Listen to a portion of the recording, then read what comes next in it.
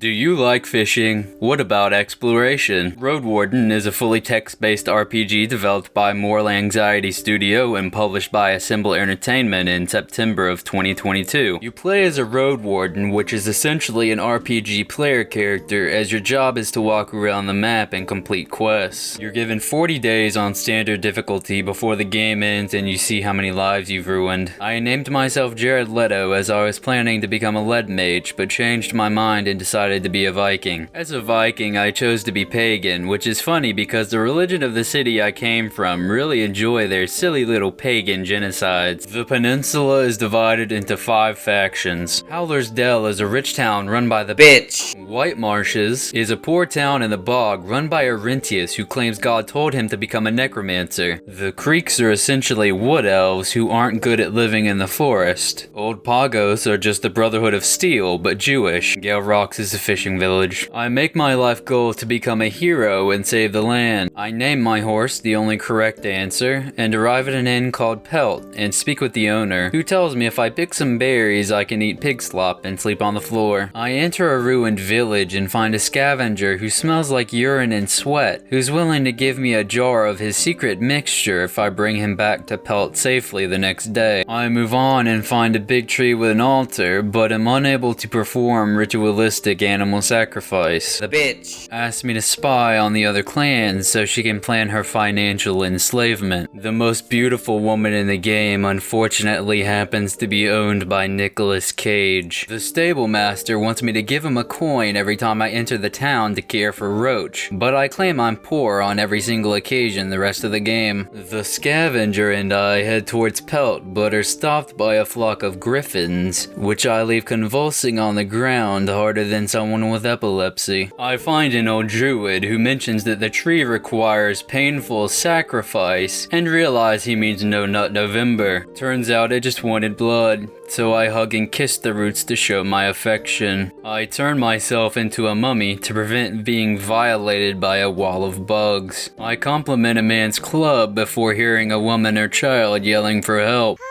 I run into the swamp after stripping below my waist for breathability and realize I've been bamboozled, as a bird and cat duo were double teaming me. I split the bird after a kamikaze attack and the cat leaves once it sees its dead friend. I go to White Marshes and agree to help the local warlock get rid of the undead raised by Arentius. Among the undead there are children but no infants because their IQ is 5 and bones are spaghetti. Old Pagos are on lockdown due to a plague, and I find a guy arguing with a Saurian over who gets to have a goat corpse, and I help him by talking to the Saurian in my adult voice. I almost lose my hands after that Saurian aims for a nibble. There's a statue of a woman, and being a gentleman, I trim the flora around her. I enter a small cabin occupied by a creepy crawly and smash its face in. I allow its children to flee so fear of me spreads throughout the spider community. I met an enchantress named Eudacia who has a pollen snorting addiction.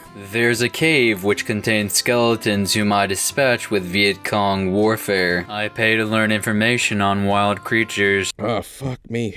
Okay. The prelate of the monastery in Pagos has been hollowing out the mountain to inscribe the entirety of the Torah into it. Eudacia gives me a power fist, and I meet with Yahweh's necromancer to convince him Jehovah in fact did not tell him to raise the dead as thralls. I bought a Styrian's cloak and headed towards the Hidden Leaf village to memorize a star chart. Headed to Volcano Island, realized the population was 0, and went home. I had saved the entire peninsula. I continued being an absolute Giga Warden for several decades before I retired to the beaches of Gale Rocks to sip thick water in peace.